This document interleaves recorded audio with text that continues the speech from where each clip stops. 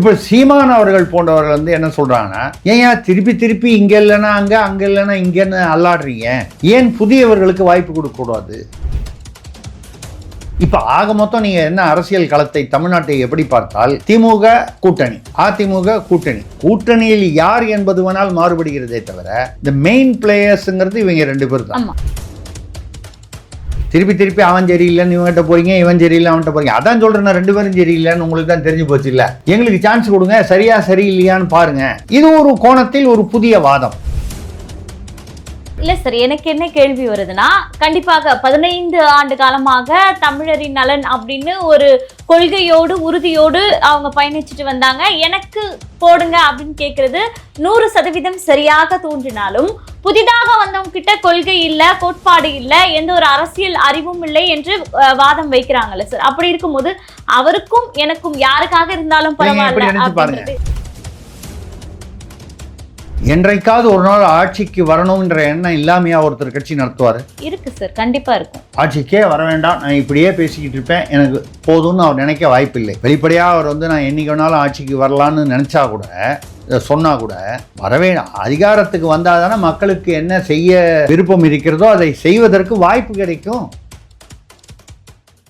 2026 தேர்தலுக்கு பிறகு நம்மை விட அதிகமாக பிரபாகரன் என்றும் தமிழீழம் என்றும் விடுதலை புலிகள் என்றும் இவர்கள் உச்சரிப்பார்கள். நான் உச்சரிக்க பார்ப்பேன்.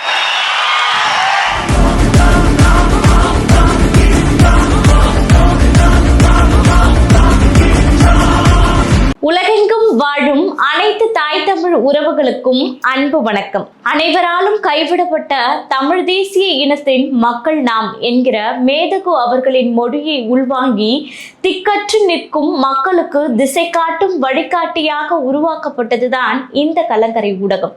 YouTube, Instagram, Twitter, Facebook, TikTok என அனைத்து வகையான தளங்களிலும் இயங்கக்கூடிய இந்த கலங்கரை ஊடகத்தை 195 நாடுகளிலும் வாழக்கூடிய தமிழ் மக்கள் கலங்கரை ஊடகத்தை சப்ஸ்கிரைப் செய்து தங்களுடைய ஆதரவை தர வேண்டும் என்று அன்புரிமையோடு கேட்டுக்கொள்கிறோம்.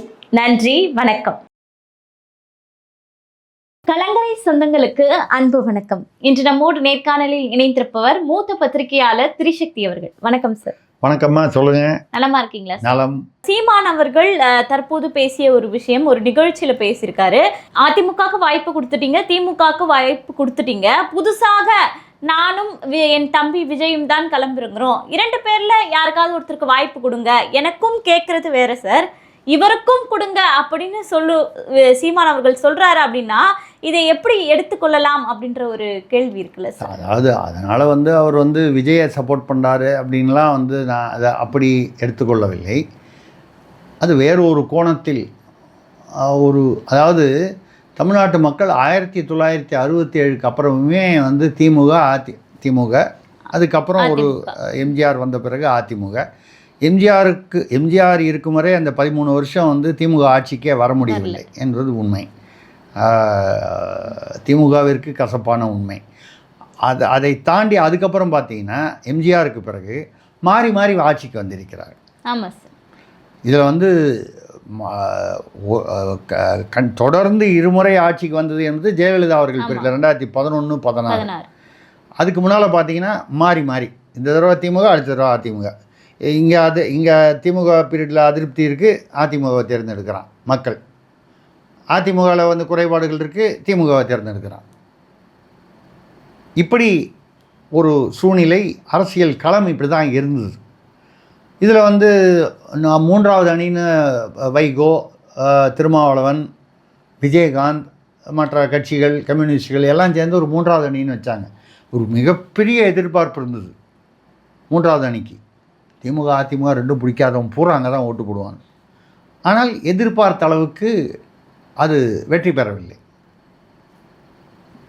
இன்ஃபேக்ட் ரொம்ப அதாவது மிகப்பெரிய தோல்வியை சந்தித்தது என்பது தான் உண்மை. அப்போ மக்கள் வந்து திமுக, அதிமுகவை தாண்டி யோசிக்கவே மாட்டார்களா என்றால் ஏன் என்று தெரியாது. ஆனால் அப்படித்தான் வந்து களம் அமைந்திருக்கிறது என்பது முடிவுகளில் தெரிகிறது. இவங்க பேரில் உள்ள நம்பிக்கை இன்னும் அவங்க பேரில் வரல, எதிர்காலத்தில் வரலாம். ஆனால் அதுக்குள்ளே பாருங்கள், விசிக ஒரு நடுவில் கொஞ்சம் அதிமுகவுக்கு போனாங்க, மூன்றாவது அணிக்கு போனாங்க, திமுகவில் கூட்டணிக்கு வந்துட்டாங்க. வைகோ திமுகவுக்கு மிகப்பெரிய ஒரு எதிர்ப்பாக இருப்பவர் என்பவர் அவரே திமுகவுக்கு வந்துட்டார். விஜயகாந்த் அவருடைய கட்சி விஜயகாந்த் உடல் நலத்தினால் வந்து பாதிக்கப்பட்டு கட்சி கொஞ்சம் தேய்ந்து இன்றைக்கி வந்து திமுக பக்கமும் பேசுகிறாங்க, அதிமுக பக்கமும் பேசுகிறாங்க. கண்டிப்பாக யார் அதிகமாக சீட்டு கொடுக்குறாங்களோ அங்கே பேசுகிறாங்க. அப்போ வந்து அவர்கள் இந்த பக்கம் அந்த பக்கம் சொல்ல முடியாத ஒரு திருசங்கு நிலையில் இருக்கிறார்கள். கம்யூனிஸ்ட் கட்சிகள் இப்போதைக்கு வந்து திமுக பக்கம்தான் இருக்காங்க. மாறுவதற்கான வாய்ப்புகள் ஒன்றும் தெரியல. இப்பொழுது திமுக அதிமுக என்பதை தாண்டி இதுவரை வந்து திமுக வந்து கூட்டணி இல்லாமல் தேர்தலை சந்தித்ததே இல்லை வரலாற்றில். நான் கூட அடிக்கடி சொல்லுவேன், ஒரே ஒரு முறை மட்டும் ஜெயலலிதா அவர்கள் 2014 வந்து பாராளுமன்ற தேர்தலை எந்த கூட்டணி கட்சியுடனும் இணையாமல் தனியாக நின்று 39 37 வாங்கினாங்க. அதுவே அதே ஜெயலலிதா அதுக்கப்புறமும் கூட்டணி சேர்ந்துருக்காங்க. நம்ம இப்போ ஜெயலலிதா எப்போல்லாம் நின்னாங்களோ அப்போல்லாம் வந்து தனியாக நின்னாங்கன்னு சொல்லலை. அந்த ஒரு முறை பாராளுமன்ற தேர்தலில் மட்டும் தைரியமாக எந்த காரணத்தினாலோ அவர்கள் வந்து அன்னைக்கு இருந்த சூழ்நிலையில் அவர்களே வந்து அதற்கு முன்னாலேயும் கூட்டணியில் இருந்திருக்காங்க, பின்னாலேயும் கூட்டணியில் இருந்திருக்காங்க. திமுகவை பொறுத்தவரை கூட்டணி இல்லாமல் தனியாக நின்றதே இல்லை இதுவரை. இப்போ ஆக மொத்தம் நீங்கள் என்ன அரசியல் களத்தை தமிழ்நாட்டை எப்படி பார்த்தால் திமுக கூட்டணி, அதிமுக கூட்டணி, கூட்டணியில் யார் என்பது வேணால் மாறுபடுகிறதே தவிர இந்த மெயின் பிளேயர்ஸுங்கிறது இவங்க 2 பேர் தான். ஆமாம், அவங்க கூட்டணியோடு தான் இருக்காங்க. ஆமாம், அதாவது டீம் கேப்டன் இவங்க தான். டீம் தான் கொஞ்சம் கொஞ்சம் அப்பப்போ மாறிக்குது, சூழ்நிலைக்கு தகுந்த மாதிரி, தேர்தலுக்கு தகுந்த மாதிரி. இப்போ சீமான் அவர்கள் போன்றவர்கள் வந்து என்ன சொல்கிறாங்கன்னா, ஏன் திருப்பி இங்கே இல்லைன்னா அங்கே இல்லைன்னா இங்கேன்னு அல்லாடுறீங்க, ஏன் புதியவர்களுக்கு வாய்ப்பு கொடுக்கக்கூடாது? திமுக வந்து ஆட்சி சரியில்லை என்பதற்காக அதிமுகவை தேர்ந்தெடுக்கிறீர்கள், அதிமுக ஆட்சி சரியில்லை என்று நினைக்கும் பொழுது திமுகவை தேர்ந்தெடுக்கிறீர்கள். இந்த 2 பேரும் தான் மாறி மாறி வந்து உங்களுக்கு குறைபாடுகள் இருக்குன்னு தெரிஞ்சு போச்சே, நீங்கள் ஏன் வந்து மூன்றாவது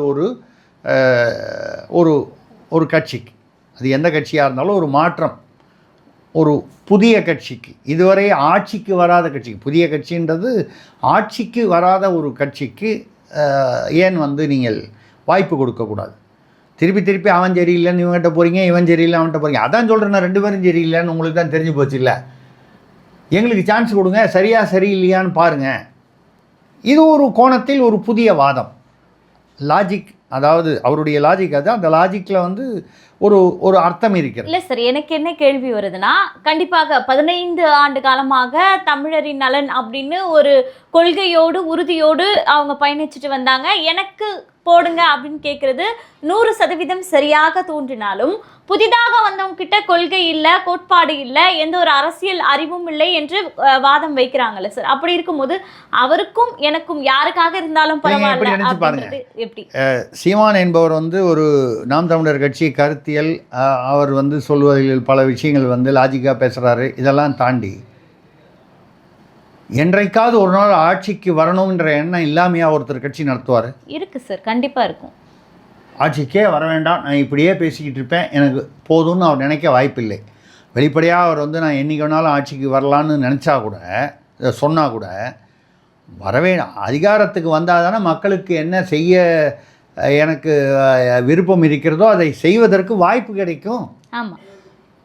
அப்போது திருப்பி இந்த 2 பைல்வான், ஏற்கனவே வந்து குத்து சண்டையில் வந்து 2 பைல்வான்கள் இருக்கிறார்கள். ஒரு சமயம் இவர் பலமாக இருக்கிறார், ஒரு சமயம் இவர் பலமாக இருக்கிறார் தேர்தல் முடிவுகளில். இதை தாண்டி புதியவர்களுக்கு வாய்ப்பு கொடுங்கள். இப்போ திமுகலேயே நீங்கள் வந்து பார்த்தீங்கன்னா, உதயநிதி அவர்கள் துணை முதல்வராக வந்த பிறகு அவர்கள் மீது உள்ள விமர்சனங்களை தாண்டி அந்த கட்சியில் என்ன சொல்கிறாங்க, சீனியர்களுக்கே தொடர்ந்து வாய்ப்பு கொடுக்குறீங்க, ஜூனியர்களுக்கு கொடுங்க. ஆமாம் சார். இதை ஒரு பக்கம் சீனியர்களுக்கு வந்து கோபத்தையோ இல்லை ஒரு ஒரு எரிச்சலையோ இல்லை வருத்தத்தையோ உண்டு பண்ணும் தான், இல்லைன்னு சொல்லலை. ஆனால் அதே சமயத்தில் புதியவர்களுக்கு வாய்ப்பு கொடுக்கணும்னு கேட்குறது வந்து தப்புன்னு சொல்ல முடியாது. நிச்சயமா சார். நீங்களே வந்து 25 வருஷமாக எம்எல்ஏவாக இருப்பீங்க, நான் 30 வருஷமாக எம்எல்ஏவாக இருப்பீங்க, 6 தடவை எம்எல்ஏ, 9 தடவை எம்எல்ஏ, செங்கோட்டையன் 10 தடவை எம்எல்ஏ. ஏன் அந்த தொகுதியில் வேறு வந்து தகுதியானவர்களே இருக்க முடியாதா? கண்டிப்பாக. அது என்ன, ஒரு அரசியல் கட்சியில் அமைச்சராகணுன்னா குறைந்தபட்ச வயதே 70 இருக்க வேண்டுமா? இல்லையா? ஒரு நியாயமான கேள்வி தானே. ஆமாம் சார். இன்றைக்கு கூட பாஜகவில் வந்து தலைவராக வந்து அவர் பேர் என்ன, நிதின் நபீன் அப்படின்னு ஒருத்தரை போட்டிருக்காங்க. அவருக்கு ஏதோ 45-46 வயசு தான். அதாவது அரசியல் களத்தில் பார்த்தீங்கன்னா இளைஞர். நம்ம பொதுவாக இளைஞர்னால் ஒரு 30-32 அதை தான் வந்து சொல்லுவோம். அரசியலில் வந்து 60 வயதானா கூட ஐயா ஸ்டாலின் அவர்கள் இளைஞரணி தலைவராக இருந்தார் 60. நான் கூட சொல்லுவேன் கொஞ்சம் மிஸ் ஆகிடுச்சு எனக்கு. அரசியலில் அது கண்டிப்பாக. ஐயா கருணாநிதி அவர்கள் வந்து 94 வயது. அவர் எனக்கு தெரிஞ்சு 92 வயது வரைக்கும் ஆக்டிவாக இருந்தார் அரசியலில். கடைசி 1.5 வருஷம் 2 வருஷம் கொஞ்சம் உடல்நலம். ஆமாம். அது மாதிரி நிறைய அத்வானி அவர்கள் இப்போ 98 வயதாகுது. ஆனாலும் அப்போ ஒரு 75-80 வயது. தேவகவுடா அவர்கள் பிரதமராகும்போது அவருக்கு என்ன வயது? இப்படிலாம் நீங்கள் அரசியல் மொரார்ஜி தேசாய் அவர்கள் பிரதமராகும்போது என்ன வயது? எல்லாம் பார்த்தீங்கன்னா 75, 80, 82, 84. ஏன் இளைஞர்கள் வரக்கூடாது? வந்துக்கிட்டு இருக்காங்க. நான் சொல்கிறது ஒரு குறிப்பிட்ட கட்சின்னு சொல்ல, பொதுவாக. அப்போது இளைஞர்கள் வரணும் அப்படின்னு எதிர்பார்ப்பது வந்து தவறில்லை. அது ஒரு புதிய மாற்றத்துக்கு வழிவகுக்கும். ஒரே தேஞ்சு போன ஒரு ரெக்கார்டு வர ஒரு புது ரெக்கார்டு வந்து நல்லா பாடும்னு சொல்கிற மாதிரி, அது அப்படி வந்து நினைக்கிற மாதிரி கட்சிகளிலும் எப்படி வேட்பாளர்களில் இளைஞர்கள் வரணும்னு ஒரு கட்சிக்குள்ளேயும் தனித்தனியாக ஒரு கட்சிக்குள்ளேயும் ஒரு எதிர்பார்ப்புகள் இருக்கிறதோ, அதே மாதிரி மொத்த களத்திலும் ஏற்கனவே இருக்கும் சீனியர் கட்சிகள் தாண்டி புதிய கட்சிகள் புதிய வரவுகள் வந்து வலுப்பெற வேண்டும். அப்படி வரும்பொழுது சீமானுடைய நினைப்பு என்னவாக இருக்கும்? புதிய வரவுகள்னு வரும்போது, சீமான் வர்சஸ் விஜய்னு வரும்போது, சீமானுடைய கருத்தியல் இன்னும் இதுவரை விஜய்க்கு இருப்பதாக தெரியவில்லை. நான் இதுவரைன்னு சொல்கிறேன். நாளைக்கு அவர் எப்படி முதிர்ச்சி பெற்று அவர் வந்து வரலாம், அதை பற்றி நம்ம வந்து விஜய்க்கு எந்த காலத்திலையுமே அவருக்கு அரசியல் வராது அப்படின்னு சொல்கிறதுக்கு நமக்கு தகுதியோ அதிகாரமோ அந்த எண்ணமோ நமக்கு இல்லை. அப்போது சூஸ் யுவர் எனிமி, நீ உன்னுடைய எதிரி யார் என்று முடிவு செய், வெற்றி உறுதியாகும். இந்த வார்த்தையை வச்சுக்கிட்டு இப்போ சீமான் சொல்கிறத பாருங்கள் சார். அப்போ சீமான் வந்து விஜய் எதிரியாக்க வருங்காலத்தில் ஃபிக்ஸ் பண்ண போகிறாரு அப்படின்றது. ஆமாம், அந்த வயது இல்லையா? ஆமாம், வயதுன்னு ஒன்று இருக்குது. ஏன்னா இப்போது ஐயா ஸ்டாலின் அவர்களுக்கு வந்து 70 தாண்டிடுச்சு. இன்னும் அவங்க துரைமுருகன்லாம் பார்த்தீங்கன்னா அவர் வந்து தேர்தல் காலத்தில் உதயநிதி வருவார்ல சார்? இல்லைங்க, உதயநிதிக்கு என்ன வயது? 70 இல்லையே. இல்லை, அவங்களும் இவங்க பட்டியலில் தானே சார் வராங்க. பட் ஒரே ஒரு வித்தியாசம் இருக்குது. வயதில் அவர் இளைஞர், கட்சி என்ற முறையில் சீனியர் கட்சிகள் ரெண்டுமே திமுக அதிமுக. ஆமாம் ஆமாம் சார். இப்போ நீங்கள் கேட்பீங்க, அப்போ நான் கம்யூனிஸ்ட் எல்லாம் சேர்க்கலையா? கம்யூனிஸ்ட் எல்லாம் எத்தனை தொகுதியில் அவங்க கம்யூனிஸ்ட் எல்லாம் வந்து தனியாக நிற்கும் அளவுக்கு எந்த தொகுதியிலும் அவர்கள் வந்து இன்றைக்கு அவர்களுடைய வலு இல்லை. என்றைக்கோ ஒரு நாள் இருந்திருக்கலாம் சில தொகுதிகளில் இருக்கக்கூடியது. இன்றைக்கி அவர்கள் ஏதோ ஒரு பக்கம் சேர வேண்டிய ஒரு கட்டாயத்தில் இருக்காங்க. அப்போ தனியாக இன்றைக்கி நிற்கக்கூடிய கட்சிகள், நிற்பார்கள் என்று எதிர்பார்க்கக்கூடிய கட்சிகள், விசிகா கூட சொல்ல முடியலையே, அவங்க திமுக கூட்டணி விட்டு வரமாட்டேன்றாங்க. அப்படியே வந்தாலும் தாவேகா கூட போகலாமா அப்படின்னு நடுவில் வந்து அப்படி ஏதோ பேசினதாக சொல்கிறாங்க. ஆதவ அர்ஜுன் அப்படி தான் பேசிக்கிட்டு இருந்தார். ஆக விசிகா தனியாக நிற்பதாக பேச்சே எழவில்லையே. வேறு எந்த கட்சி தனியாக நிற்குது தமிழ்நாட்டில்? மட்டும்தான் சார் இப்போதைக்கு நாம் தமிழர். தாவேக நிற்பதற்கான வாய்ப்புகள் இருக்குது, பல சிக்கல்கள் இருக்குது, நம்ம அதெல்லாம் பேசிட்டோம். அதை தாண்டி காங்கிரஸும் அவங்க கூட போய் சேரல, திமுக தான் சேருதுன்னு வைங்க. இந்த சிக்கல்களை தாண்டி அவர்கள் வந்து நிற்கிறார்கள் தேர்தலில் என்றால் தனியாக நிற்க வேண்டிய சூழல் வரும். அதுக்கப்புறம் வெற்றி என்ன, எவ்வளோ தூரம் அப்படிங்கிறது மக்களுடைய தீர்ப்பு. ஆனால் தனியாக நிற்கக்கூடிய கட்சிகள் அப்படின்னு சொன்னால் திமுக அவங்க கூட்டணி தான். ஆனால் அவங்க வந்து இப்போ வந்து என்ன ஆகிட்டாங்க, பாஸ் ஆகிட்டாங்க. 2 பேரும் பெரியவங்க செஞ்சால் பெருமாள் செஞ்ச மாதிரி அவங்க கூட்டணி சேர்ந்தால் அதை பற்றி யாரும் அதை இப்போவும் அப்படி தான் அப்படின்னு மக்கள் பழகி விட்டார்கள். இப்பொழுது தனியாக நிற்கக்கூடிய 2 கட்சிகள் தான். சின்ன சின்ன கட்சிகள்லாம் நீங்கள் வந்து கொங்கு கட்சி இருக்குது, வேல்முருகன் அவர்கள் வாழ்வு தனியாக நிற்பாங்களா? மாட்டாங்க. ஏதோ ஒரு திமுக பக்கம் இல்லை அதிமுக பக்கம் சேருவாங்க. அப்படி சேராமல் தனியாக நிற்கக்கூடியவர் சீமான். அது ஏற்கனவே அறிவிக்கப்பட்டவர். சூழ்நிலை காரணமாக இப்பொழுது வேறு யாரும் சேரலைன்னா தாவேகா ஏன் வந்து சொல்கிறாங்கன்னா அவருக்கு கூட்டம் இருக்கிறது. யாருக்கு? விஜய்க்கு. அவருக்கு பின்னால் ஒரு கூட்டம் இருக்கிறது, அதில் எந்த விதத்திலும் சந்தேகம் இல்லை. மிக பெரும் கூட்டம் இருக்கிறது. அது தொண்டர்கள் வாக்கு வங்கியாக வருவார்களா, அதுதான் தேர்தலில் தெரியணுமே தவிர கூட்டம் இருப்பது உண்மை. அப்போ தனியாக நிற்கக்கூடிய ஒரு இன்னொருத்தரை வந்து அவர் மாற்றம் அப்படின்னு கருதுகிறார். ஏன்னா இவங்களெல்லாம் மாற்றம்னு கருத முடியாது. விசிகாவோ கொங்கோ இல்லை வந்து ஜவஹர்லா கட்சியோ இல்லை அந்த பக்கம் தேமுதிகவோ, தமிழ்நாட்டில் இன்றைக்கி இருக்கக்கூடிய நிலையில் பாஜகவோ, தேசிய அளவில் பாஜக இருக்கலாம், தமிழ்நாட்டில் பாஜக என்பது தனியாக நிற்கக்கூடிய 254 தொகுதியும் தனியாக நிற்கக்கூடிய அளவுக்கு வலுப்பெற்று இருக்கிறதா என்றால் இல்லை. காங்கிரஸே இல்லையே, நூற்றாண்டு கட்சின்னு சொல்லக்கூடியது. அப்போ தனியாக நிற்கக்கூடிய கட்சி என்று சொல்ல இருந்தால் இன்றைக்கி சீமானுடைய கட்சி சிக்கல்களை தாண்டி வரக்கூடிய வாய்ப்புள்ள ஒரு கட்சி தவேகா. அதனால் இது ரெண்டையும் அவர் எடுத்து சொல்கிறார். அதில் சொல்லும்போது அவருக்கு உள்ள ஒரு அதாவது எண்ணம் லாபம் என்னென்னா, அப்படி ஒரு நிலைமை இப்பொழுதோ 2026லோ இல்லை பின்னாலோ உருவானால் அவருக்கு வந்து ஏற்கனவே உள்ள அனுபவமும் கருத்தியலும் சீமானுக்கு ஒரு கூடுதல் வலிமையாக இருக்கும். அன்றைக்கி இவங்க தான் எதிரி ஒருத்தருக்கு ஒருவர்.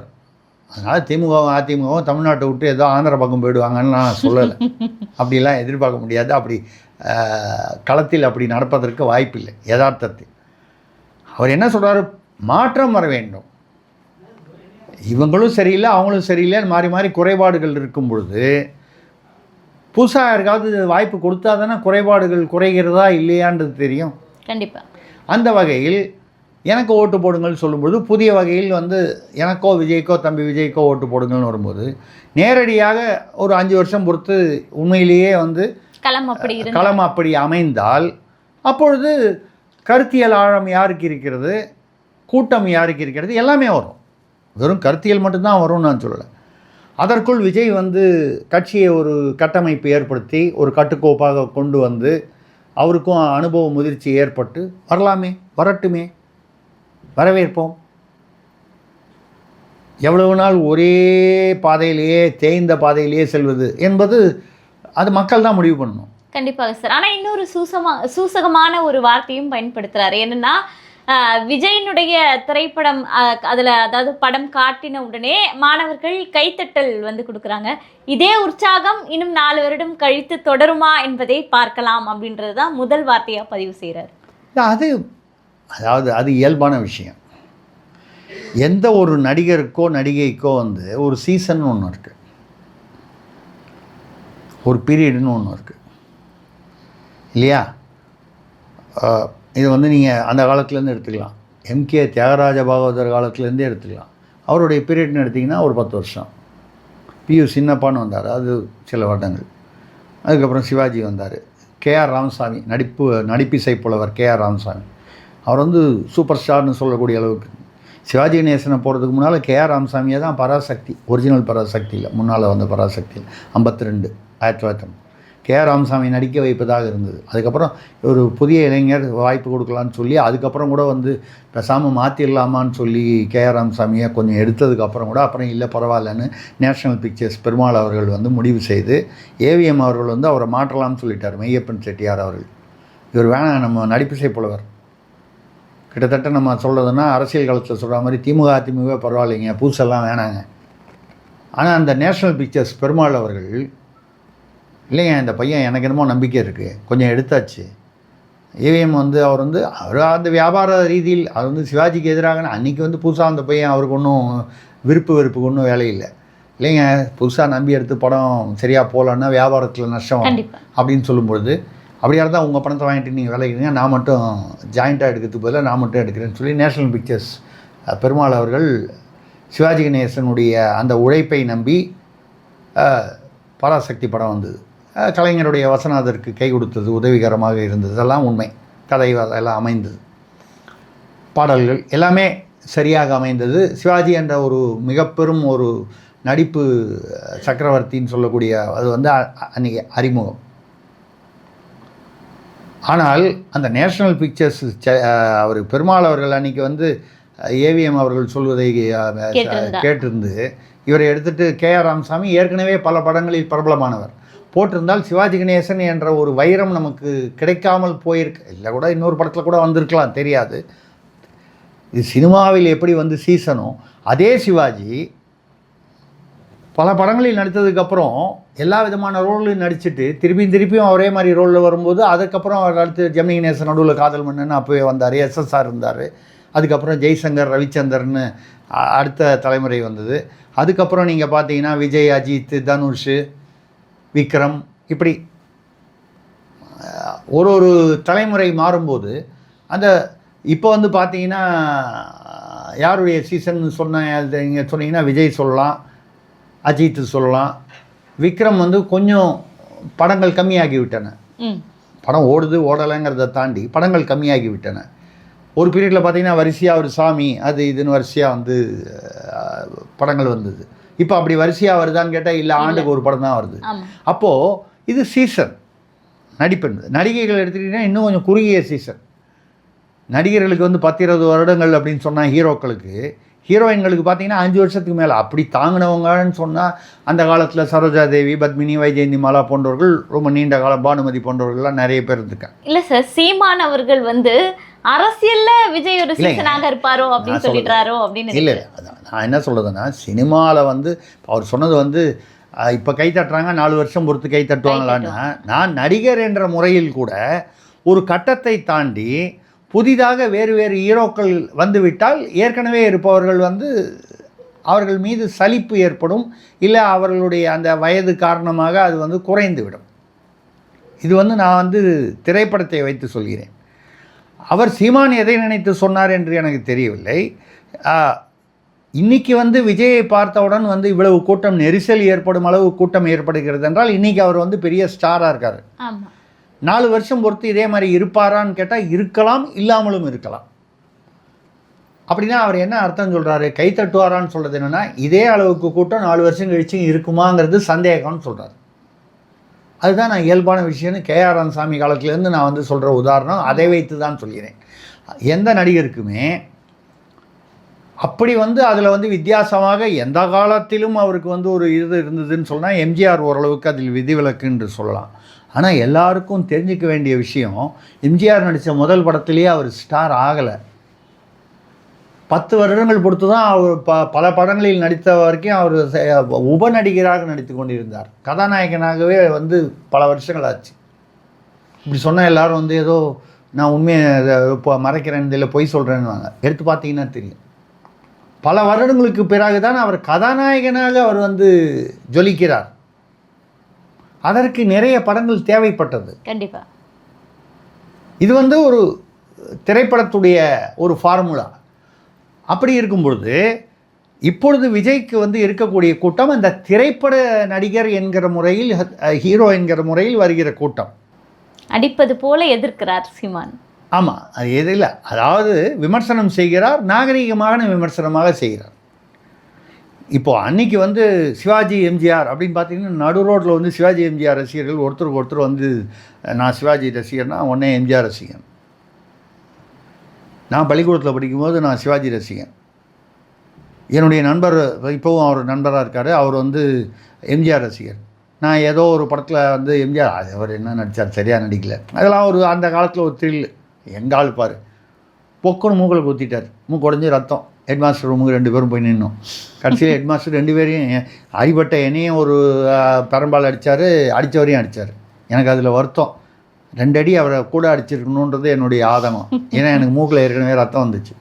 ஹெட்மாஸ்டரை பொறுத்த வரைக்கும் ஏட்டா ஸ்கூலுக்கு வந்துட்டு சிவாஜி எம்ஜிஆரை பற்றி பேசுகிறதுக்கான அவர் பொறுத்த வரைக்கும் நியாயமான ஒரு பொசிஷனில். இல்லை, இது எதுன்னு சொல்லணும்னா ஒரு 10-20 வருடங்கள் பொறுத்து பார்த்தீங்கன்னா சிவாஜி எம்ஜிஆருங்கிறது வந்து பேசப்படும் பொருள் இல்லை. அதுக்கப்புறம் ஜெய்சங்கர் ரவிச்சந்திரன், அதுதான் அந்த உதாரணம் சொன்னேன். அதுக்கப்புறம் விஜய், அஜித், இப்படி மாறிக்கொண்டே வருகிறது. ஸோ இந்த திரைப்படத்தை பொறுத்தவரை அந்த மோகம் என்பது சில வருடங்களுக்கு பிறகு மாறக்கூடியது. அப்படி மாறும்பொழுது விஜயுடைய அரசியல் நிலை என்னவாக இருக்கும் என்பதை அவர் வந்து நாசூக்காக நாகரிகமாக சுட்டி காட்டுகிறார். இது வந்து நிரந்தரமாக இருக்கக்கூடிய ஒரு மோகம் அல்ல என்று சீமான் வந்து சுட்டி காட்டுகிறார். அன்பான எச்சரிக்கைன்னு கூட சொல்லலாம், எப்படி வேணாலும் சொல்லலாம், ஒரு கணிப்புன்னு கூட சொல்லலாம். யதார்த்தம் அதுதான். அதே சமயத்தில் வந்து விஜய் இன்னொரு 10 வருஷத்துக்கு நடிக்கிறார்னு வைங்க, ஜனநாயகன் கடைசி படம்னு சொல்லிட்டாரு. இப்போ என்னப்போ உதயநிதி ஸ்டாலின் கூட தான் நான் அரசியலுக்கு வரமாட்டேன்னாரு. ஸ்டாலின் கூட தான் எங்கள் குடும்பத்தில் யாருமே வரமாட்டாங்கன்னாங்க. ஐயா ராமதாஸ் அவர்கள் கூட என்னுடைய குடும்பத்தில் யாராவது அரசியலுக்கு வந்தால் முச்சந்தையில் நிற்க வைத்து சாட்டையால் அடிங்க. யாராவது வந்து சாட்டையை கையில் வச்சுருக்காங்களா, இல்லை வந்து அடிப்பேன்னு சொன்னாங்களா? இல்லையா? அதெல்லாம் தான் அரசியல்வாதிலாம் அப்படி தான் பேசுவாங்கன்னு விட்டுருவாங்க, சீரியஸாக எடுத்துக்க மாட்டாங்க. இப்போ ஜனநாயகன் கடைசி படம்னு சொல்கிறாரு, இன்னும் 2 படம் நடிக்கிறாரு. விஜய் ரசிகர்களே நாங்கள் கடைசி படம்னு சொல்லிட்டாங்க, நாங்கள் பார்க்க மாட்டோம், விட்டுருவாங்களா? இல்லை சார். இல்லை இல்லையா? நான் யதார்த்தத்தை பேசுகிறேன். ஏன் நடிக்கக்கூடாது? அவருடைய விருப்பம். அவர் நடிக்கணும்னு நான் சொல்லலாம், நடிக்கக்கூடாதுன்னு நான் சொல்லுவேன். அப்படி வந்து ஒரு சூழ்நிலை வரும்பொழுது 10 வருஷம் நடிக்கிறாருன்னு வைங்க, நடிக்கலாம், வயது இருக்கிறது அவருக்கு. எம்ஜிஆர்லாம் வந்து 70 வயது அவர் வாழ்ந்தார். எனக்கு தெரிஞ்ச ஒரு 10-13 வருடங்கள்லாம் ஒரு 57 வயது வரைக்கும் ஹீரோவாக இருந்தார். சிவாஜி இன்னும் தாண்டி, ஆனால் ஹீரோவானா இல்லாமல் ஒரு குணசித்திர பாத்திரங்களில் வந்தார். இப்படி வயது என்பது ஹீரோயினுக்கு வேணால் வந்து 30-35 தாண்டினா வந்து அது ஹீரோயின் என்றப்போ அப்புறம் அக்கா ரோலில் அம்மா ரோலில் நடிப்பாங்க. இப்போ நீங்கள் சிவாஜி கணேசன் எம்ஜிஆர்லாம் எடுத்துக்கிட்டிங்கன்னா, நீங்கள் பண்டரி பாய்னு ஒரு நடிகர் இருந்தாங்க. ஆரம்ப காலத்தில் அவங்க வந்து ஹீரோயினாக நடிச்சிருக்காங்க, சிவாஜிக்கு எம்ஜிஆருக்குலாம். அதுக்கப்புறம் வந்து அக்காவாலாம் நடித்தாங்க, இதே சிவாஜி எம்ஜிஆருக்கு. நான் அந்த உதாரணத்தை வச்சு. அதுக்கப்புறம் ஒரு பீரியடில் பார்த்தீங்கன்னா, இதே பண்டரி பாய், பானுமதி, அவங்க வரலட்சுமி, இவங்கெல்லாம் ஜோடியாக நடித்தவங்க அம்மாவாக நடித்தாங்க. ஒரு காலத்தில் அவர்களுக்கு கதாநாயகியாக நடித்தவர்கள் பிற்காலத்தில் அக்காவாகவோ அம்மாவாகவோ நடித்தார்கள்.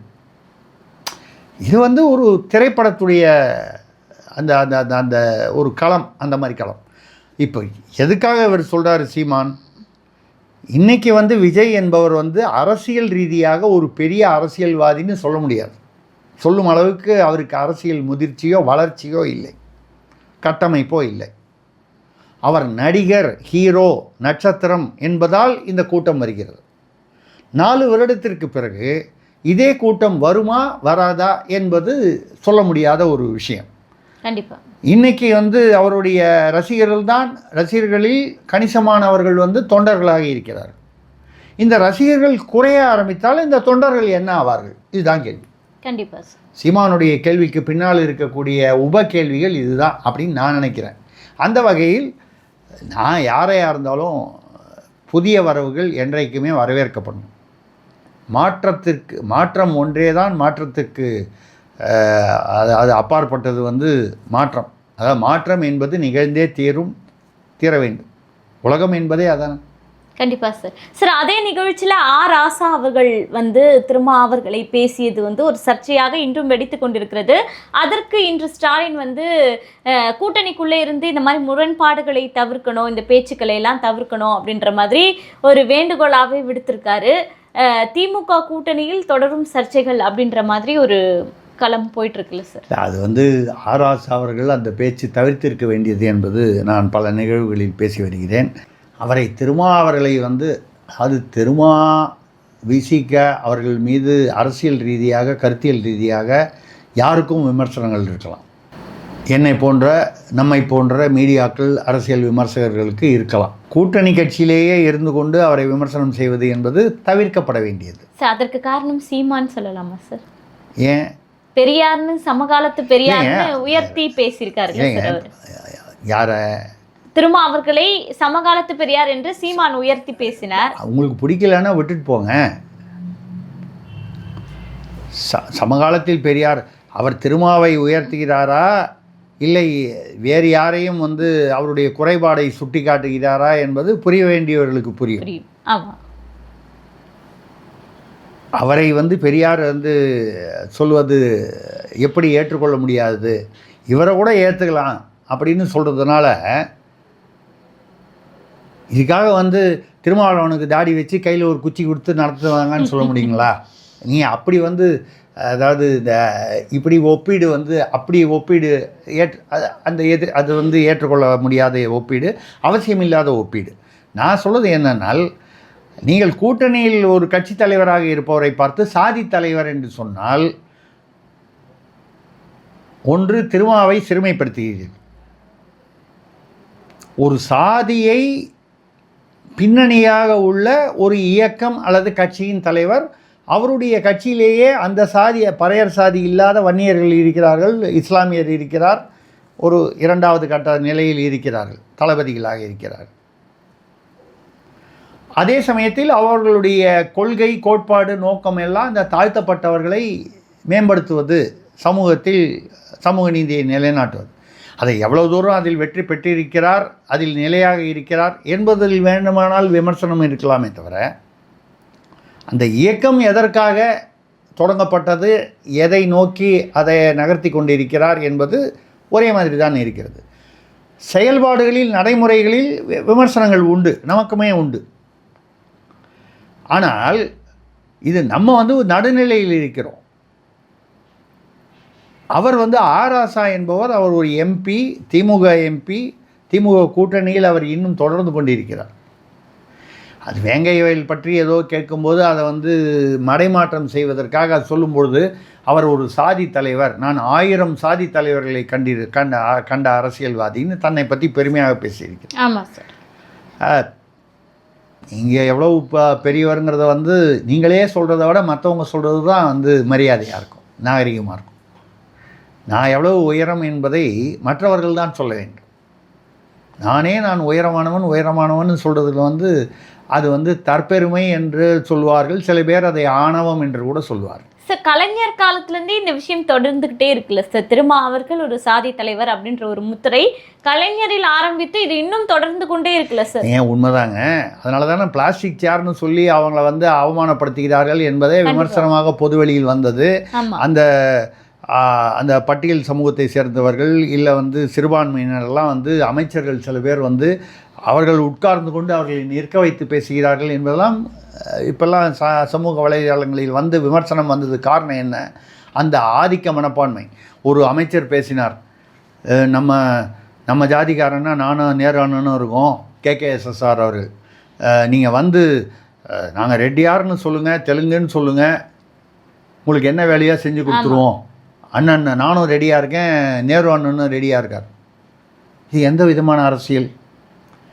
இதெல்லாம் சொல்லிவிட்டு நீங்கள் நாங்கள் சாதிகளை ஒழிப்பதற்காக, சமூக நீதிக்காக அப்படின்னு சொல்கிறது எவ்வளவு பெரிய வெளி வேஷம் அது. சார், நேற்று கூட ஒரு விஷயம் நடந்திருக்கு சார். அதாவது நாகை மாவட்டம் திமுக செயலாளர் பட்டியலினத்தை சேர்ந்தவர் ஒரு நிகழ்ச்சி ஏற்பாடு செஞ்சுருக்காங்க. மக்களுக்கு நலத்திட்ட உதவிகள் கொடுப்பதற்காக தன்னுடைய வீடை அடமானம் வைத்து அந்த நலத்திட்ட உதவிகள் பொருட்களை எல்லாம் வாங்கி ஏற்பாடு செஞ்சுருக்கார். ஆனால் அவர் பட்டியலினத்தை சேர்ந்தவர் என்பதற்காக பொறுப்பாளர்கள் யாரும் அந்த விழாவில் பங்கேற்கலை. அவர் மன உடைச்சலோடு அழுது புலம்புறாரு சார் ஊடகத்தில். அதைத்தான் சொல்கிறேன். தீண்டாமை என்பது யாரோ 2000 வருடத்துக்கு முன்னால் தீண்டாமை பண்ணாங்க, போனாங்க, வந்தாங்கன்னு சொல்லி கதை சொல்லி நீங்கள் மக்களிடம் ஒரு ஒரு ஒரு சாதிக்கும் ஒரு சாதிக்கும் இடையாக ஒரு வெறுப்பு, அவர்களுக்குள்ளே ஒரு நல்லிணக்கம் இல்லாத நிலைமை. நான் எந்த குறிப்பிட்ட சாதியும் சொல்ல. நீங்கள் தெற்கு மாவட்டங்களுக்கு போனோன்னா அங்கே ஒரு பிரச்சனை 2 சாதிகளுக்குள்ள, வடக்கில் பார்த்தீங்கன்னா வேறு 2 சாதிகள் உள்ள பிரச்சனை, கொங்கு மாவட்டங்களில் போனீங்கன்னா அங்கேயும் பிரச்சனை. நான் சாதிகள் பேரை சொல்லலை, எல்லாருக்கும் தெரிஞ்சது தான். அப்படி நீங்கள் தான் சாதி பிரிவுகளை தூண்டி விடுகிறீர்கள். அதுக்கப்புறம் நீங்கள் சாதிகள் இல்லையடி பாப்பான்னு சொன்ன மகாகவி பாரதியை நீங்கள் அவரை அவருடைய சாதியை சொல்லி பார்ப்பனர் என்று வித்தியாசமாக மோசமாக பேசுகிறீர்கள். உண்மையிலேயே அவர் எழுதின அது புத்தகம், அவருடைய புத்தகம் சீனி விஸ்வநாதன் என்ற ஆய்வாளர் எழுதியிருக்கிறார். அவர் எழுதும்போது அப்படி சாதிகள் இல்லையடி பாப்பான்னு எழுதலை. அவர் எழுதுனது 1000 உண்டிங்கு சாதியனில் அந்நியர் புகழென்ன நீதின்னு கேட்டார். நீயே சாதின்னு ஒருத்தன் அடிச்சுக்கிட்டிங்கன்னா மேல் சாதி கீழ் சாதின்னு, அவன் வெள்ளைக்காரன் ஒன்னெல்லாம் விட நான் பெரிய சாதின்னு சொல்லி காமிக்கிறான். அப்போ அவன் என்னடா தப்பு, உங்களுக்கு அறிவு வேணாமாடா, ஏன்டா அடிச்சுக்கிறீங்கன்னு கேட்டவர். அவர் சாதிகள் இல்லையடி பாப்பான்னு அவருடைய ஒரிஜினல் எழுத்தில் இல்லை என்பது சீனி விஸ்வநாதன் என்ற ஆய்வாளருடைய எழுத்து. இது பதிவாகி இருக்கிறது. சாதி பெருமை இல்லை பாப்பான்னு சொன்னார், சாதிகள் இல்லையடி பாப்பா. அது மறுபதிப்பு வரும்போது அதை யாரோ மறுபதிப்பு செய்தவர்கள் அதை மாற்றி போட்டு விட்டதாக சொல்கிறார். அப்போ அது சரியாக இருக்குது.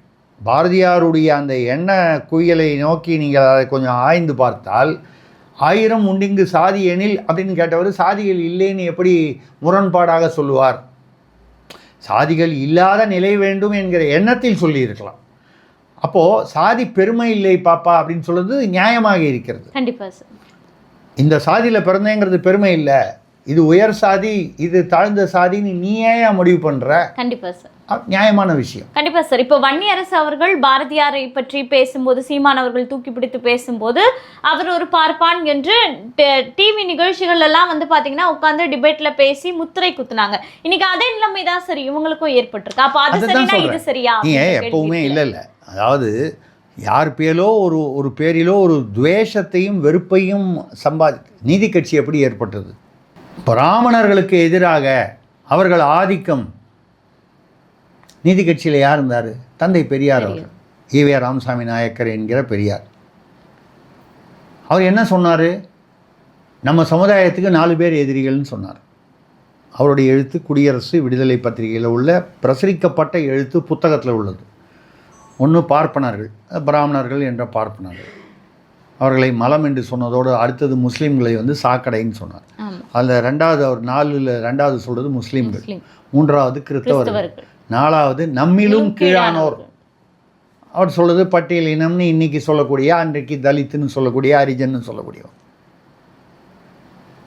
இவங்க 4 பேரும் நம்ம சமுதாயத்துக்கு எதிரினா அப்போ நம்ம சமுதாயம் எது? இந்த 4ம் இல்லை. பார்ப்பனர்கள் இல்லை, முஸ்லீம் கிறிஸ்தவர்கள் இல்லை, பட்டியல் இனம் என்று சொல்லக்கூடிய பறையர் பல்லர் அருந்ததியர்னு இவங்களும் இல்லை. இப்போ யார்? இதை இடை சாதியினர், இடை உயர் சாதியினர்னு சொல்லக்கூடியது. இப்போ தான் நான் சொன்னேன், KKSSR வந்து பேசினார், இவர் பேசினார். அப்போது தமிழ் சனியன், தமிழால் பயனில்லை, வீட்டில் எல்லாரும் வேலைக்காரியிடம் ஆங்கிலம் பேசுங்கள், இந்திய எதிர்ப்பு வந்து வந்தால் அந்த 4 காலி பசங்களை இந்திய எதிர்ப்புன்னு வரவனை வந்து சுட்டு தள்ளினீங்கன்னா சரியாக போயிடும். அப்போ தமிழுக்கு எதிராக பேசியிருக்கிறார், தமிழ் இனத்திற்கு எதிராக பேசியிருக்கிறார், இப்படின்னு தான் அர்த்தம் ஆகுது. அப்படி வரும்பொழுது சரி யாருக்காக பேசியிருக்கிறார் என்று பார்த்தா இவங்க யாருமே இல்லை. தமிழ் இல்லை, அசல் தமிழர்கள் இல்லை, பார்ப்பனர்கள் இல்லை, முஸ்லீம்கள் இல்லை, கிறிஸ்தவர்கள் இல்லை, பட்டியல் இனத்தவர்கள் இல்லை. யார்? தமிழ்நாட்டில் உள்ள பிற மொழி பேசுபவர்கள் அப்படின்ற ஒரு அர்த்தம் வருது, புரிஞ்சுக்கக்கூடியது. அந்த பிற மொழியாளர்களை வந்து நாம் வந்து விரட்டணும்னு நம்ம சொல்லலை. ஆனால் அவர்களை வந்து ஏதோ மேன்மையானவர்களாகவும், மற்றவங்கெல்லாம் தமிழை தாய்மொழியாக கொண்டவர்களை வந்து ஏதோ கீழானவர்களாகவும் ஈவே ராமசாமி நாயக்கர் என்கிற பெரியார் வந்து அந்த ஒரு எண்ணத்தில் பேசியிருக்கிறார் என்பது தெளிவாக தெரிகிறது. அது தவறு என்று சீமான் சொல்கிறார், சீமான் சொல்வது சரி என்று என்னை போன்றவர்கள் சொல்கிறோம். சார் அது சொன்னால் திரும்ப அவர்களுக்கு கோபம் வருது இல்லை சார்? ஆனால் இன்னைக்கு ராசா பேசும்போது வாய் மூடி மௌனிக்கிறார் இல்லை சார்? இல்லை, அதாவது நீங்கள் சொல்வது கேட்பது சரிதான். திருமாயன் மௌனமாக இருக்கிறார் என்றால் அவர் இந்த இப்போ நம்ம சொன்னோமே ABCD இவங்க 4 பேரை விளக்கிட்டாரு. இந்த ABCDயில் திருமா வருகிறாரா இல்லையா என்பதை பொறுத்து தானே அது.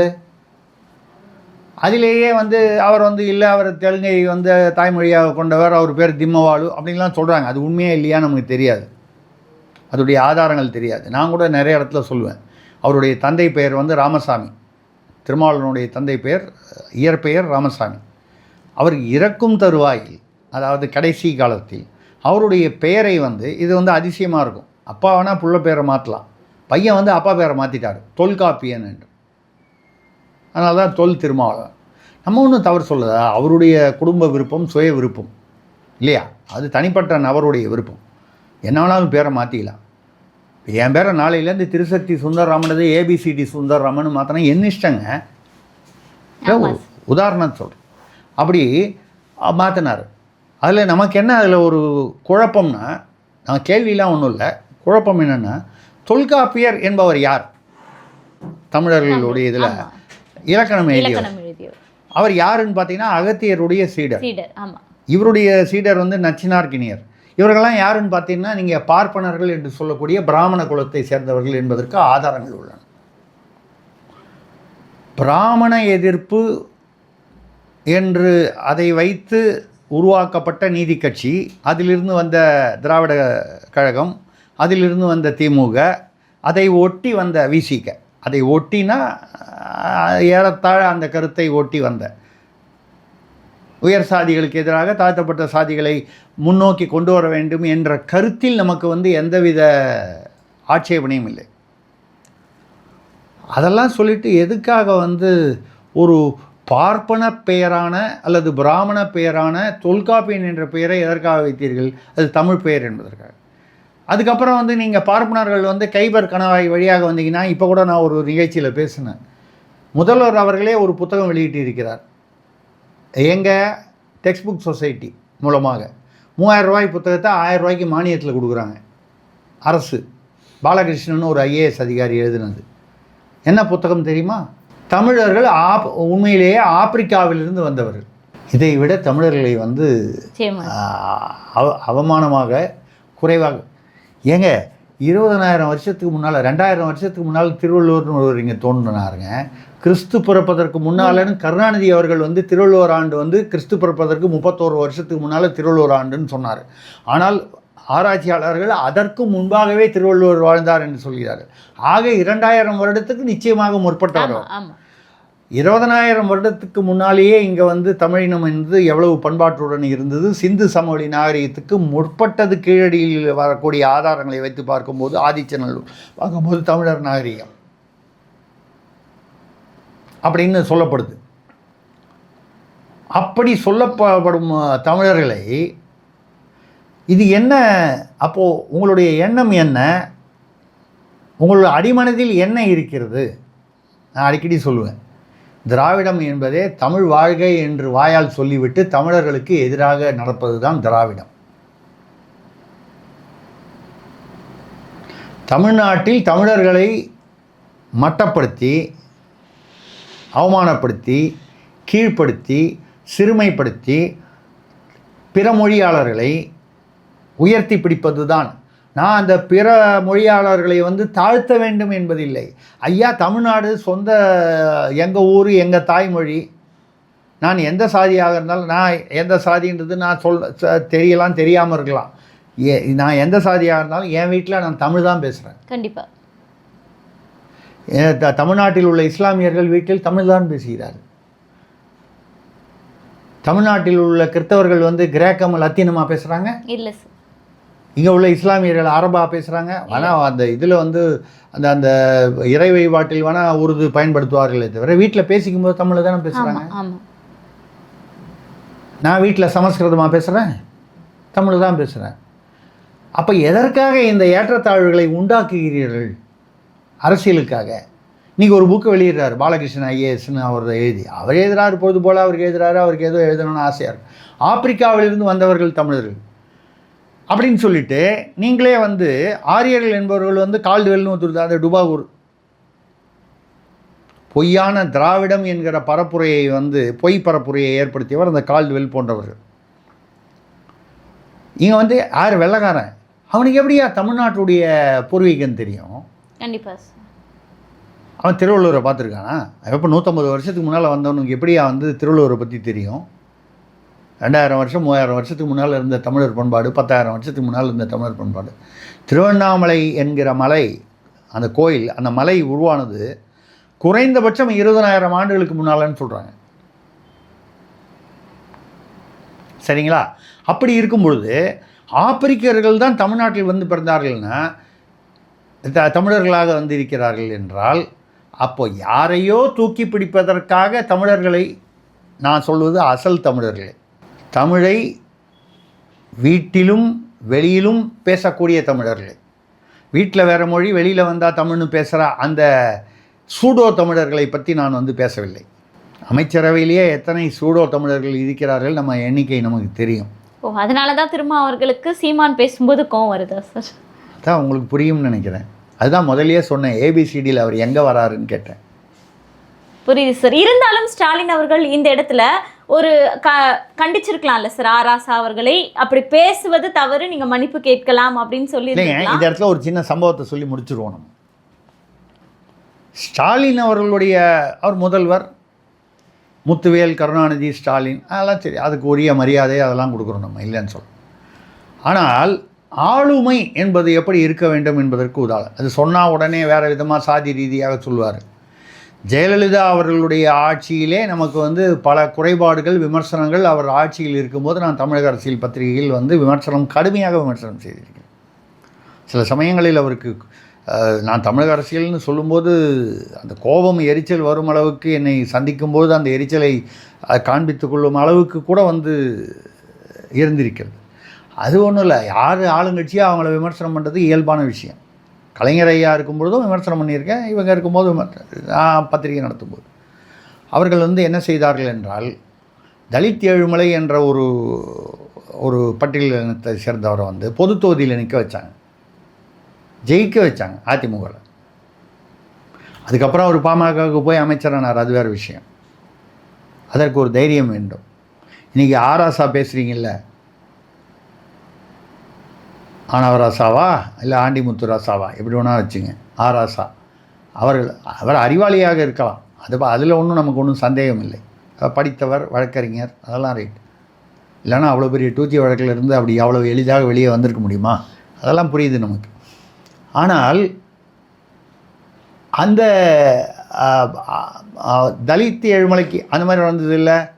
பெரம்பலூர் வந்து தனி தொகுதியாக இருந்தது வந்து பொது தொகுதியாக ரீக்ளாசிஃபிகேஷனில் மாற்றின போது இவரும் தலைமையிடம் நான் இங்கேயே நிற்கிறேன்னு சொல்லி கேட்டாரா, இல்லை தலைமையை வந்து அதை ஏற்றுக்கொள்ளவில்லையா, இல்லை இவரே பயந்து போய் நீலகிரி போனாரா, தெரியாது. ஆக திமுக தலைமை அது வந்து செய்த முடிவா இல்லை இவரது முடிவா தெரியாது. இறுதியில் நடந்தது என்ன, பெரம்பலூர்லேருந்து தனி தொகுதிக்கு போயிட்டார். ஆனால் அவரே 2 முறையும் ஸ்டேட்மெண்ட் மாற்றி சொல்கிறாரு சார். எப்படி வேணாலும் சொல்லட்டுங்க. நான் என்ன சொல்கிறேன், ஏன் வந்து பட்டியல் சமூகத்தை சேர்ந்தவர்களுக்கு தனி தொகுதி என்றால், தனி தொகுதி மட்டும்தான் என்றால், இது என்ன நவீன தீண்டாமை? கண்டிப்பாக சார். நீங்கள் இப்பொழுது தீண்டாமை செய்து கொண்டே 2000 வருஷத்துக்கு முன்னால் யாரோ தீண்டாமை பண்ணாங்கன்னு யாரையோ திட்டுறீங்களே, அவர்கள் செய்தது உண்மையாக இருக்கா இல்லையான்றதெல்லாம் தாண்டி அது உண்மையாக இருக்கும் என்ற ஒரு வாதத்திற்கு வைத்து கொண்டால் கூட இன்றைக்கு 2025-26 நீங்கள் அந்த தீண்டாமை செய்யும் பொழுது உங்களுக்கு என்ன அதிகாரமோ தகுதியோ இருக்கிறது அதை சொல்வதற்கு? நிச்சயம் இந்த கேள்வி. இதே மாதிரி இன்னொரு உதாரணம் சொல்லி முடிச்சிருவோம். அவர் திரு தனபால் அவர்கள், அவர் அருந்ததியர் இனத்தை சேர்ந்தவர், அவர் கட்சி நிர்வாகியாக இருக்கிறார். அப்போது வந்து அவர் வந்து ஒரு மாவட்ட செயலாளரோ என்னமோ இருக்கார், மாவட்ட நிர்வாகி. அவர் ஒரு கூட்டம் ஏற்பாடு செய்கிறார், நிர்வாகிகள் கூட்டம், மாநாடு இல்லை, நிர்வாகிகள் கூட்டம். அந்த நிர்வாகி கூட்டத்தில் 100-200 பேர் கலந்துப்பாங்க. அதுக்கு சாப்பாடு வழக்கமாக வந்தால் சாப்பாடு போடுவாங்க. சாப்பாடு போட்டால் தான் நம்ம ஆளுங்க வருவாங்க. அது என்ன பண்ணுறது, அது பொதுவான வழக்கம். 2வது காலையிலேருந்து சாயந்தரம் வரைக்கும் இருந்தால் அப்போ சாப்பிட்டு தானே ஆகும். அப்போது சாப்பாடு ஏற்பாடு செய்யும். அவர் அருந்ததியர் பட்டியலினத்தை சேர்ந்தவர் என்பதனாலேயே பலர் வந்து சாப்பிடுவதை தவிர்த்து விட்டார். சாப்பிடாம கூட இருப்பேன், ஆனால் வந்து ஒரு பிற்படுத்தப்பட்டவர் அல்லது வந்து பட்டியல் சமூகத்தை சேர்ந்தவர், அவர் ஒன்றும் வீட்டில் அவரே சமைச்சு கொண்டு வரல, அவர் ஏற்பாடு செய்தார்.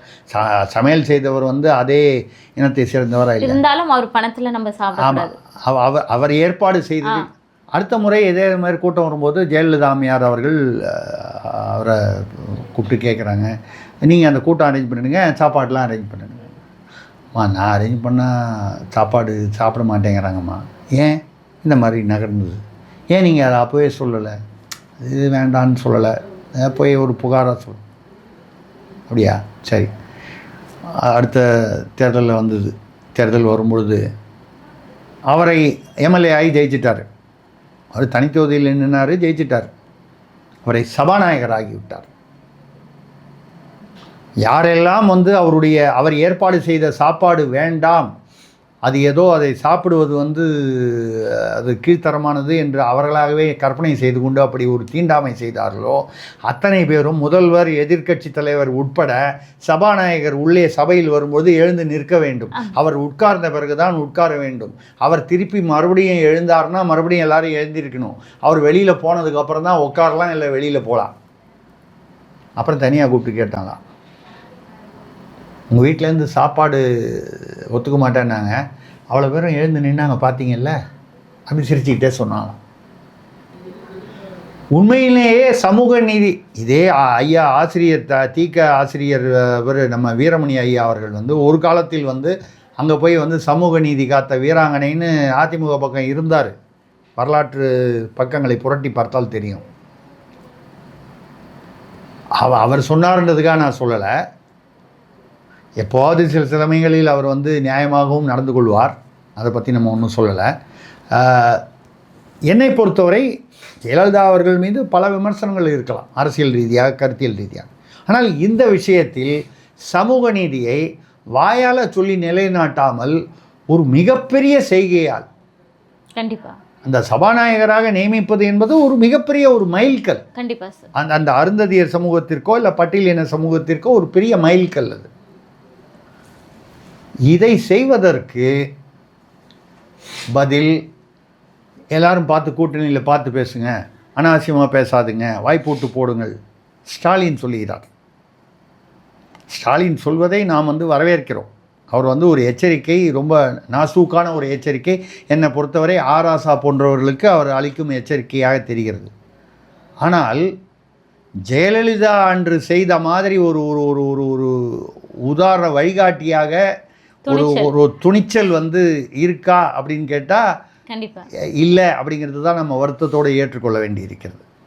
ஏனென்றால் அப்படி செய்தால்தான் இந்த இப்போது ஒரு மதுரையில் வந்து இந்த பழனி மாநாடா பழனியில் வந்து முருக மாநாடா என்னமோ நடத்துகிறாங்க, இல்லை ஏதோ ஒரு பெரிய கூட்டம் திமுக ஏற்பாடு செய்தது, அரசு ஏற்பாடு செய்தது, திமுக ஏற்பாடு செய்தது, ஒன்றும் பெரிய வித்தியாசம் இல்லைன்னு. அப்போ வந்து செய்திகள் தான் அந்த மதுரையில் தான் ஏதோ மாநாடு. அந்த மாநாட்டில் வந்து ஆளுங்கட்சி மாநாட்டில் எல்லாம் ஏற்பாடு செய்து சாப்பாடெல்லாம் முடிச்சுட்டாங்க, எல்லாம் முடிஞ்சிடுச்சு. திமுகவில் வழக்கம் போல் போகும்போது வாழைத்தாரை வெட்டி எடுத்துகிட்டு போயிடுவான், பிளாஸ்டிக் சேரை தூக்கி தலையில் வச்சுட்டு போயிடுவாங்க. அவங்க 200 தான் கிடைக்குது, அதுக்கு மேலே அவன் லாபம் ஏன்னா அவனுக்கு தெரியும் எப்படி நம்ம வந்து ஆட்சியில் நாற்காலியெல்லாம் உட்கார போடுறதில்ல, கடைசி வரைக்கும் நமக்கு இதுதான் அப்படின்றது தெரியும். அதை வர்ற லாபத்தை பார்க்கணுன்னு அவன் எடுத்துகிட்டு போயிடுறான்னு வைங்க. அது அந்த கட்சியில் அந்த 200 அந்த ஒரு பெரிய ஒரு இது இருக்குது. அவர்கள் வந்து எப்போவுமே திமுகவை குறிப்பிடுவதாக இருந்தால் வந்து இன்றைக்கி வந்து 200 சொல்லுவாங்க, இல்லை சாராய கடை பற்றி சொல்லணுன்னா 10 சொல்லுவாங்க. ரூபாயை வைத்து தான் திமுகவை எடை போடுவது என்பது அவர்களுடைய மரபாக போய்விட்டது. அதனால் மக்கள் அப்படி சொல்ல வேண்டி வந்து அந்த மாதிரி வரும்பொழுது நீங்கள் வந்து இப்போ ஏதோ ஒரு இதில் வந்து அந்த சமையல் ஏற்பாடு செய்தவருக்கு ஏதோ 13 லட்சம் ரூபாயை நம்ம பாக்கி கேட்ரிங் கான்ட்ராக்டர் அவர் போய் கேட்டிருக்கார் அந்த திமுக நிர்வாகி யார் வந்து அதை ஒருங்கிணைத்தாரோ அந்த மாநாட்டை. ஐயோ சாப்பாட்டில் உப்பு கம்மியாக இருந்துச்சு, உனக்கு பணம் கொடுக்க முடியாது.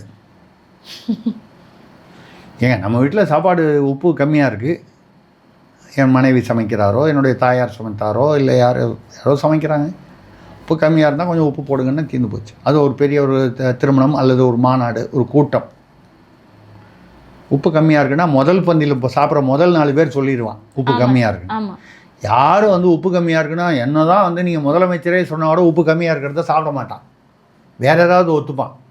இந்த சாப்பாட்டில் மட்டும் உப்பு கம்மியாக இருக்குன்னா உப்பு கம்மியாக இருக்குங்க, இல்லை உப்பு அதிகமாக இருக்கு.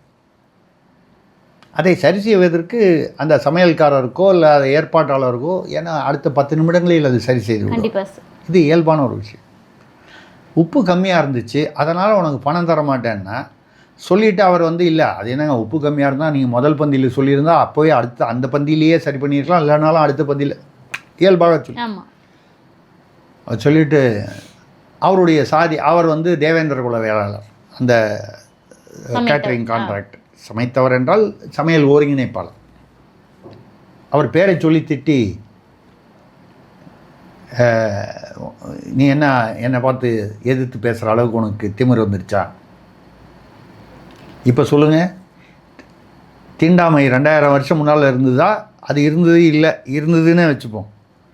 2000 வருஷம் கழித்து அம்பேத்கர் பெரியார்லாம் பேர்லாம் சொல்கிறீங்க, எல்லாரையும் சொல்லி அவ்வளோ பேரையும் நீங்கள் அவமானப்படுத்துகிற மாதிரில நீங்கள் எல்லாம் நவீன தீண்டாமை கொண்டாடுறீங்க. இப்போ நீங்கள் சொன்ன யாரோ ஒரு மாவட்ட நிர்வாகிக்கு வந்து அப்போ எப்படி திருந்தாத உள்ளங்கள் இருந்த என்ன லாபம்? கண்டிப்பாக சார். இவர்கள் வந்து தெரியாமல் செய்தால் அவர்கள் திருத்திக் கொள்வதற்கு வாய்ப்பு இருக்கும். தெரிந்தே செய்யும்போது தெரியாமல் செய்தால் அது வந்து தப்பு, தெரிந்தே செய்யும்போது அது குற்றம். இவர்கள் குற்றவாளிகள். அதுதான் அதை சொல்லி நம்ம அதுக்கு மேலே சொல்லி வருத்தப்பட முடியாது. ஏனென்றால் நம்ம இப்போ ஒரு ஹோட்டலுக்கே போகிறோங்க, நல்லா ஃபஸ்ட் கிளாஸாக பட்டர் மசால் தோசை, பேப்பர் மசால் தோசை ஏதோ ஒன்று சமையற்காரர் குள்ளமாக இருப்பாரா, உயரமாக இருப்பாரா, வடநாட்டவரா, தென்னாட்டவரா, எந்த ஜாதியை சேர்ந்தவர், தெரியாது. எந்த மொழி பேசுபவர் தெரியாது. தட்டில் விழுற தோசை தரமாக இருக்கிறதா என்பது தான் முக்கியமே தவிர, ஆமா. உள்ள யார் சமைக்கிறாரு, அவர் என்ன ஜாதியை சேர்ந்தவர், என்ன மதத்தை சேர்ந்தவர் அவசியமே இல்லாத விஷயம்.